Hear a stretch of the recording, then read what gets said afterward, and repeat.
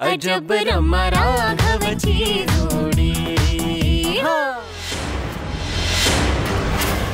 रमाचे बाबा येणार म्हणून तू घरदार विसरलास? अरे फोन करून कळवायचं एवढंही लक्षात नाही आलं का तुझ्या? राघवा,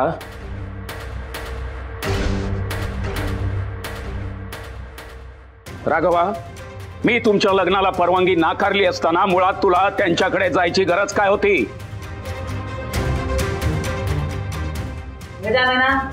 गिरीशराव सगळ्यात आधी आपले स्नेही आहेत आणि त्या नात्याने राघव त्यांना भेटायला गेला तर त्या चुकीचं काय आहे? हरकत घेण्यासारखं काय आहे?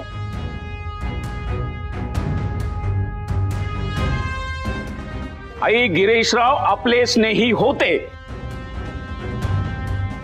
यापुढे त्यांच्या आणि आपल्या कुटुंबाचा कुठलाही संबंध नाही आणि मला तो ठेवायचाही नाही।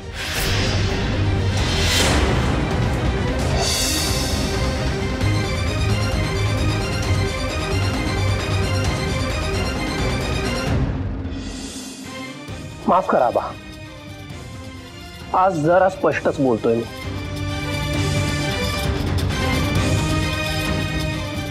समोरच्याची बाजू ऐकून न घेता घेतलेले निर्णय मला मान्य नाहीये।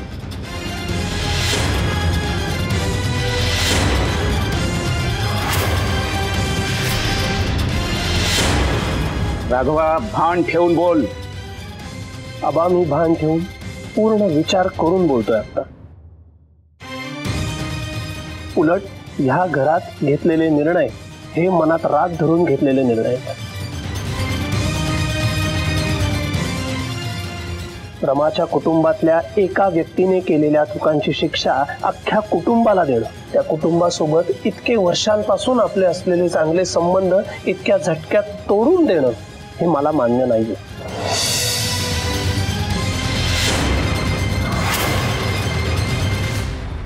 तुम्ही आमच्या लग्नाला परवानगी नाकारली असली तरी मी रमाची साथ कधीही सोडणार नाही।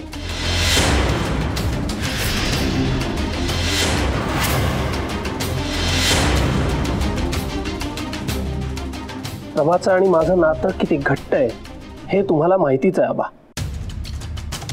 आणि एक ना एक दिवस तुम्ही आमच्या नात्याला परवानगी द्याल याची मला पूर्ण खात्री आहे।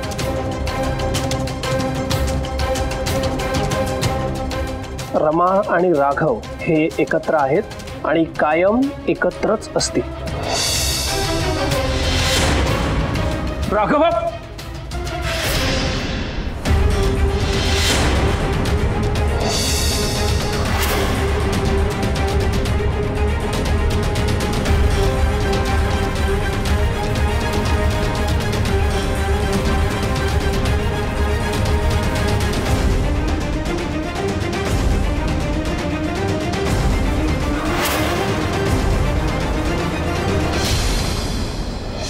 बाबा, आता तुम्ही पूर्ण रेस्ट घ्या, अजिबात बाहेर पडायचं नाहीये। ओके, डोंट वरी आरुषी, मी आहे ना। गिरीश, मी आहे, मी तुझी खूप काळजी घेईन। इनफॅक्ट तुला हलूच देणार नाही इथून, बघ तू। लावण्या, इनफ, आय अंडरस्टँड। ओके, मला जरा झोपायचंय आता। हा, तुम्ही प्लीज बाहेर जाता? हो हो, तुम्ही आता आराम करा आणि काही लागलं तर आम्हाला सांगा, आम्ही आहोतच।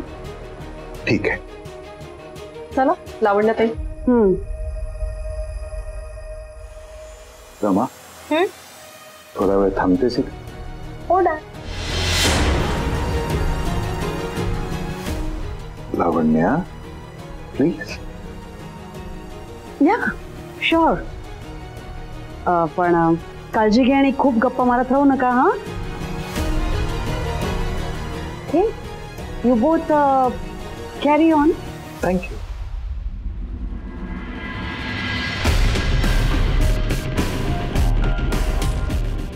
बोल ना डॅड। आता हा नक्कीच रमाला माझ्याबद्दल काहीतरी विचारणार, आणि तिला तर काय माझ्या विरोधात बोलण्याचा चान्सच हवा असतो। मला सांग रमा, इथे काही घडलं नाहीये ना?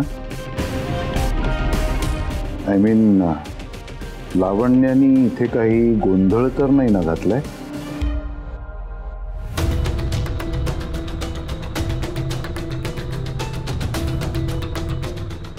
झालं, सगळे कष्ट वाया.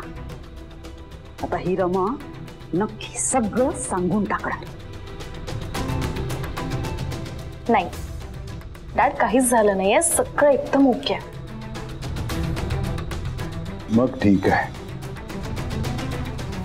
आणि तसंही तिने काही गोंधळ घालण्याचा प्रयत्न केला तर आपण आहोत ना तिला पुरून उरायला.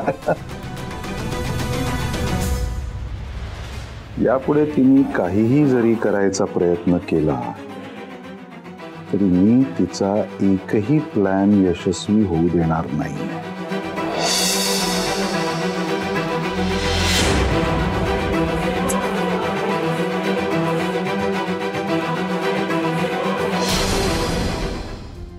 जाऊ देणार आहे डॅड.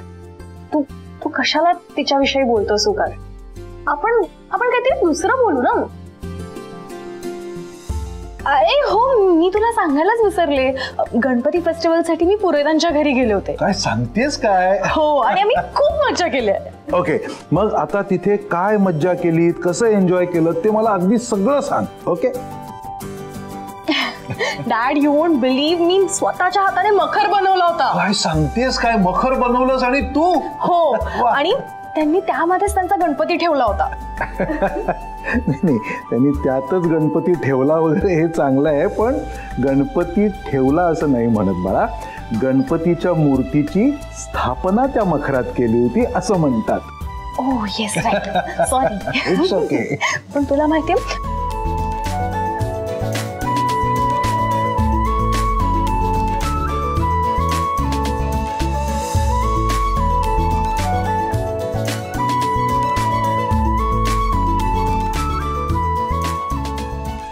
मला बाहेर काढून हे दोघे हसतायत काय, गप्पा काय मारतायत?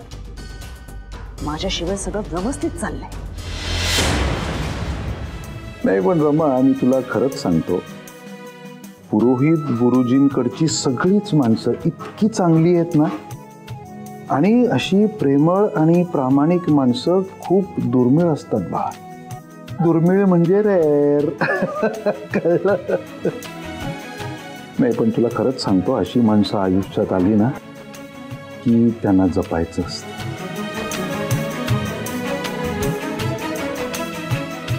माझा राघव खरंच खूप रेअर आहे.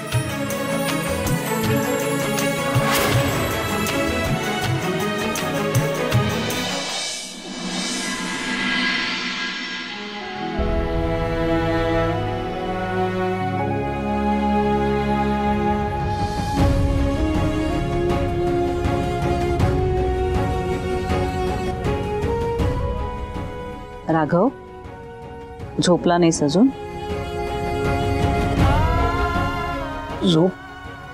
झोप येत नाही आहे.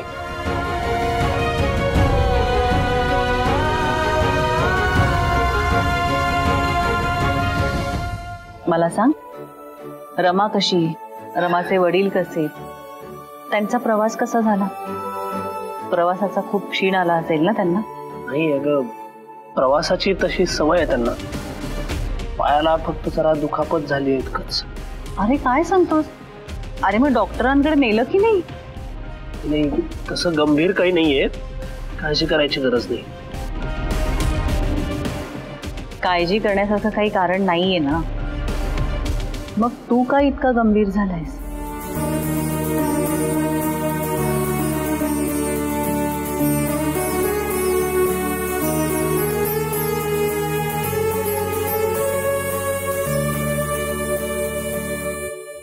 आई, मी आणि रमानी गिरीश सरांशी बोलायचं ठरवलं होतं.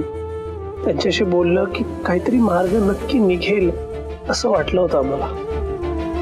म्हणूनच ते यायच्या वेळेला तिथे गेलो होतो, पण त्यांच्या पायाला झालेली जखम बघून आम्ही तो विषयच काढायचा टाळला.